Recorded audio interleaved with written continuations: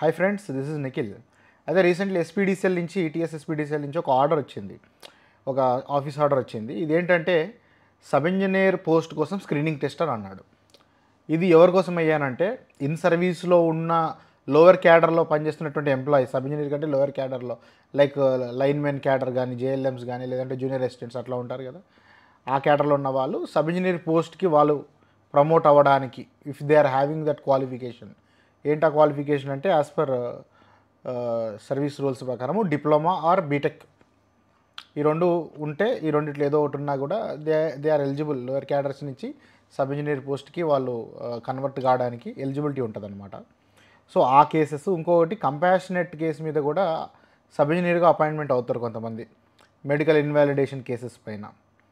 So వీళ్ళకి కూడా sub engineer post ఇస్తారు కదా, సో వాళ్ళ సర్వీస్ని రెగ్యులరైజ్ చేయడానికి, వాళ్ళ ప్రొబేషన్ డిక్లరేషన్ చేయడానికి, వాటి కోసము ఒక ఎగ్జామ్ కండక్ట్ చేస్తామనే కాన్సెప్ట్ తీసుకొచ్చారు. సో ఈ ఎగ్జామినేషన్ అనేది ఓన్లీ ఈ ఈ రెండు కేటగిరీసే. ఇప్పుడు బయట నార్మల్గా ఇప్పుడు మీరు ఎగ్జామ్కి ప్రిపేర్ అయ్యే సబ్ ఇంజనీర్ ఎగ్జామ్కి డైరెక్ట్ రిక్రూట్మెంట్ ఓపెన్ మార్కెట్ నుంచి ప్రిపేర్ అయ్యే క్యాండిడేట్స్ కోసం అయితే కాదు. మీరు ఈ వీడియో కూడా చూడకండి, this is not required. And ఈ ఆర్డరు, ఈ పర్టికులర్ ఇన్ఫర్మేషన్తో ఓపెన్ మార్కెట్ క్యాండిడేట్స్కి అయితే పెద్ద న్యూస్ కానీ ఇంపాక్ట్ కానీ ఏం లేదు, అంటే పెద్ద బెనిఫిట్ కానీ దీనివల్ల ఇప్పుడు నెక్స్ట్ నోటిఫికేషన్ రాబోతుందా అనేటువంటి ఇన్ఫర్మేషన్ అయితే ఏం లేదు. ఇది ఏంటంటే జస్ట్ ఓన్లీ ఇన్ సర్వీస్లో ఉన్న వాళ్ళకి సంబంధించినటువంటి సబ్జెక్ట్ మాత్రమే ఇది. అయితే ఈ స్క్రీనింగ్ టెస్ట్ వచ్చేసి టీఎస్ ఎస్పీడీసీఎల్, ఎన్పీడీసీఎల్ ఈ రెండిట్లో వర్తిస్తుంది అనమాట ఈ ఆర్డర్ ప్రకారము. అయితే దాని సిలబస్ ఏ విధంగా ఇచ్చారో చూడండి. బేసిక్గా ఇక్కడ 3 పార్ట్స్ ఇచ్చాడు అనమాట సిలబస్లో. Part A, part B, part C. టోటల్గా 3 పార్ట్లు కలుపుకొని గ్రాండ్ టోటల్ 100 మార్క్స్ అనమాట. సో పార్ట్ ఏలో 50 మార్క్స్. ఇది టెక్నికల్ సబ్జెక్టు, బేసిక్గా డిప్లొమా లెవెల్ అని అన్నాడు. ఇక్కడ ఈసెట్ సిలబస్ ఉంది దగ్గర దగ్గర. It is almost ECET syllabus. అంటే మామూలుగా ఓపెన్ రిక్రూట్మెంట్లో టీఎస్ఎస్పీడీసీఎల్లో సబ్ ఇంజనీర్ ఎగ్జామ్కి ఏ సిలబస్ అయితే ఉంటుందో ఆ సిలబస్, అది 50 క్వశ్చన్స్ ఇచ్చాడు, 50 మార్క్స్ ఇచ్చాడు. ఆ తర్వాత పార్ట్ బి వచ్చేసి వర్కింగ్ నాలెడ్జ్ అనమాట. వర్కింగ్ నాలెడ్జ్ అండ్ ప్రొఫిషియన్సీ, అంటే డిపార్ట్మెంట్ సంబంధించినటువంటి నాలెడ్జ్, డిపార్ట్మెంట్లో ఏమేం చేస్తారు డిస్కామ్స్లో వాటికి సంబంధించినటువంటి ఇన్ఫర్మేషన్ దీంట్లో, దానికి సంబంధించిన సిలబస్ ఇందులో ఉంటుంది. దీనికి వచ్చేసి 30 మార్క్స్ అనమాట. Okay, 30 marks. తర్వాత general awareness and skills. So about the organisation, simple arithmetics, basic English grammar, computer skills, ఇవి ఒక 20 మార్క్స్ అనమాట. సో వెరీ ప్రాక్టికల్గా ఉంది. I really like the syllabus. So very nice initiative and very nice syllabus, well designed syllabus it is. So ఓవరాల్గా 100 marks ఉంటాయి దీంట్లో. And examination time వచ్చేసి 180 minutes and passing marks వచ్చేసి 40. సో బేసిక్ ఏంటంటే I think దీంట్లో ranking లాంటిది ఏమి ఉండకపోవచ్చు. జస్ట్ ఈ ఎగ్జామ్ స్క్రీన్ టెస్ట్ కండక్ట్ చేస్తారు, మినిమం 40 మార్క్స్ తెచ్చుకుంటే మీరు పాస్ అయిపోతారు అనమాట. అండ్ దీంట్లో ఉన్నటువంటి ఇంకొక స్పెషాలిటీ ఏంటంటే there is descriptive exam as well as objective exam. Objective అంటే multiple choice questions, question A B C D options, ఆ విధంగా. డిస్క్రిప్టివ్ అంటే క్వశ్చన్ ఇస్తారు, ఆన్సర్ రాయాలి మనము. సో ఆ టైప్లో ఉంటుంది. మేబీ ప్రాబ్లమ్స్ ఇచ్చి సాల్వ్ చేయమంటాడు, లేదంటే ఎక్స్ప్లెయిన్ అబౌట్ ట్రాన్స్ఫార్మర్ అని అంటాడు. Transformer construction, working principle, parts, ఇవి టైప్స్, వీటన్నిటి కూడా ఎక్స్ప్లెయిన్ చేయాలి. ఆ విధంగా ఉంటాయి అనమాట ఎగ్జామ్ అనేది. ఓకే, సో అండ్ ఈ జనరల్ అవేర్నెస్ పార్ట్ సి వచ్చేసి కంప్లీట్లీ ఆబ్జెక్టివ్ అనమాట, అంటే మల్టిపుల్ చాయిస్ క్వశ్చన్ అనమాట. స్పెషల్ నోట్ చూడండి, ఇక్కడ ఏమి ఇచ్చారు. Answer any 8 descriptive questions out of 10 questions in part A and 50% of the questions shall be problem solving. So దాన్ని ఎక్స్ప్లెయిన్ చేయడానికి ఏం లేదు, అంతే క్లియర్గా ఉంది. Separate question paper shall be distributed to respective streams in examination hall. అంటే ఇక్కడ మీరు బీటెక్ కానీ త్రిబుల్ కానీ చేసిన వాళ్ళు డిఫరెంట్ బ్రాంచెస్ ఉంటారు. ఎలక్ట్రికల్ ఉంటారు, కంప్యూటర్స్ ఉంటారు, ఎలక్ట్రానిక్స్ ఉంటారు. సో డిఫరెంట్ స్ట్రీమ్స్ కోసము డిఫరెంట్ సిలబస్ ప్రిస్క్రైబ్ చేశారు. But usually it will be electrical only. చూడండి, diploma level part A syllabus ఏతుందో 50 మార్క్స్ సంబంధించిన కాన్సెప్ట్స్ ఇవి రెగ్యులర్గా మన ECET syllabus or sub engineer open market exam ఏది, ఎగ్జామ్ సిలబస్ ఏది. Basic electrical engineering, AC circuits, network solutions, transformers and alternators, AC and DC machines, power సిస్టమ్స్లో transmission and distribution. ఆ తర్వాత ప్రొటెక్షన్ ఇచ్చారు, electrical and electronic measuring instruments.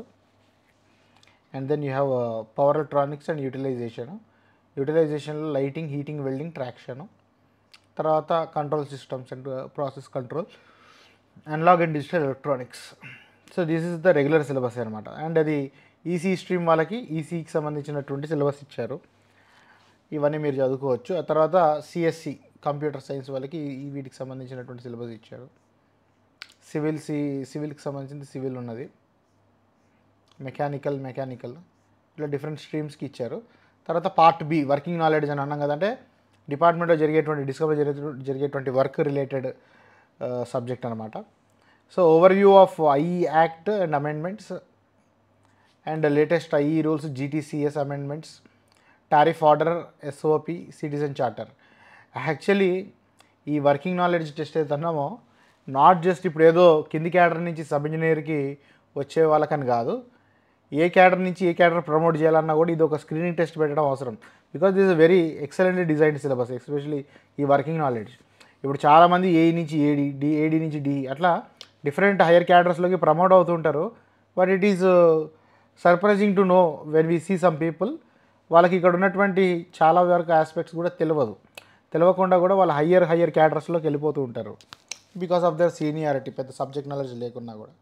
So అట్లాంటప్పుడు ఏం చేయాలంటే promote చేసేటప్పుడు ఈ ఎగ్జాము ఏదో కింది క్యాడర్ నుంచి ఒక సబ్ ఇంజనీర్కి మాత్రమే కాదు, ఏఈ అండ్ అబోవ్ క్యాడర్లో కూడా పెట్టాలి. ప్రమోట్ చేస్తున్నావు అని అంటే ఎగ్జామ్ కండక్ట్ చేసి మినిమం క్వాలిఫైయింగ్ మార్క్స్ తీసుకొని దాని మీద ప్రమోషన్ ఇవ్వడం కూడా చాలా బెనిఫిషియల్గా ఉంటుంది డిపార్ట్మెంట్కి అనేది నా ఒపీనియన్. సో చూడండి, very nice well designed syllabus అనమాట. ఇంకా ఒక డిస్కామ్లో వర్క్ చేయాల్సినటువంటి ఒక ఇంజనీర్కి ఉండాల్సిన నాలెడ్జ్ అంతా కూడా దీంట్లో వచ్చేస్తుంది మనకి. నెక్స్ట్ 33/11 సబ్స్టేషన్ అనాటమీ, కంప్లీట్గా substation construction, maintenance, complete everything, safety aspects గురించి మొత్తం ఇచ్చారు. తర్వాత basics of protection, earthing systems, battery maintenance, VCBs, vacuum circuit breakers, చూడండి different parallel operation of power transformers, power factor correction methods at consumer end.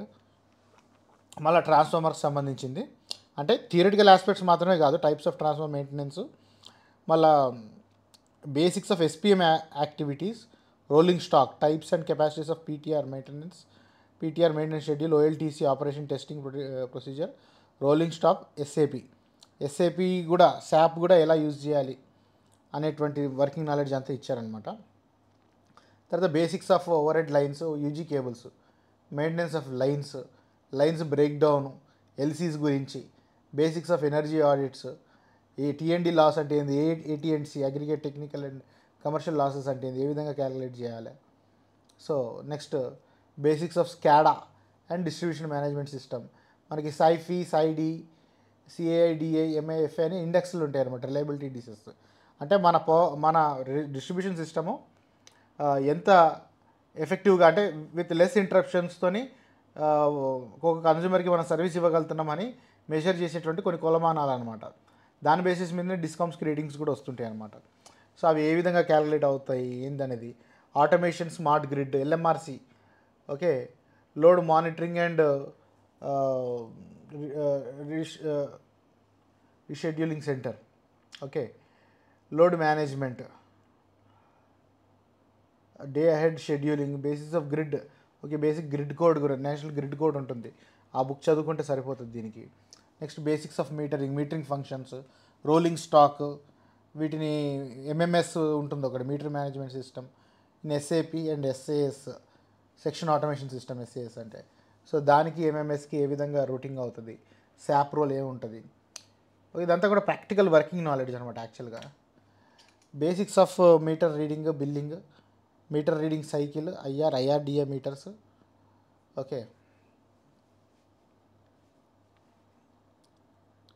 Spot billing protocol, metering and billing exceptions, understanding of consumer bill, సాసా application, observation of nature of activity at consumer premises, such a wonderful వాహ్. Okay, అందరికీ పెట్టాలి ఈ exam, not just lower cadre to sub engineer. Basics of safety, public safety, fatal accidents, fire fighting equipment, first aid preparedness for disaster management, consumer grievance system and DISCOMs, FOC management, 1912 call centre, CGRF, ombudsmen not ombarsmen, okay, ombuds, R బదల్ D రావాలి అక్కడ, ombudsmen, IT initiatives for enhancing customer service etcetera. So very well designed syllabus. Okay, next general awareness and skills parts అని అన్నాం కదా, దాంట్లో about organisation, power సెక్టర్లో ఉన్నటువంటి different organisation, different wings వాటి రోల్ ఏంటిది, ఈఆర్సీ అంటే ఏంటిది, ఈఆర్సీ రోల్ ఏంటిది. ఆ తర్వాత ఇది సింపుల్ అర్థమెటిక్స్ అంటే సింపుల్ మ్యాథ్స్ అనమాట, English grammar and basic computer skills. This is the syllabus అనమాట. సో ఇన్ కేస్ ఇన్ సర్వీస్లో ఉన్నటువంటి క్యాండిడేట్స్ ఎవరైనా కానీ who are working in cadres less than sub engineer but they are having higher qualifications like say diploma or btech. Suppose మీరు ఎవరైనా కానీ ఈ ఎగ్జామ్కి ప్రిపేర్ కావాలి, దీనికి సంబంధించినటువంటి మాకు ఇంట్రెస్ట్ ఉంది, ప్రిపేర్ అవ్వాలనుకుంటున్నాము అట్లా అనుకుంటే kindly message me. I will try to design a course. అంటే ఇఫ్ అట్లీస్ట్ 10-15 మంది అని ఇంట్రెస్టెడ్ ఉన్నారంటే నేను ఒక కోర్స్ సపరేట్గా లాంచ్ చేయడానికి నేను రెడీగా ఉన్నాను. వీటన్నిటి గురించి కూడా నేను డీల్ చేయగలుగుతాను ఈజీగా, వెరీ ఈజీగా. Okay, so that's it the information about the screening test. Thank you.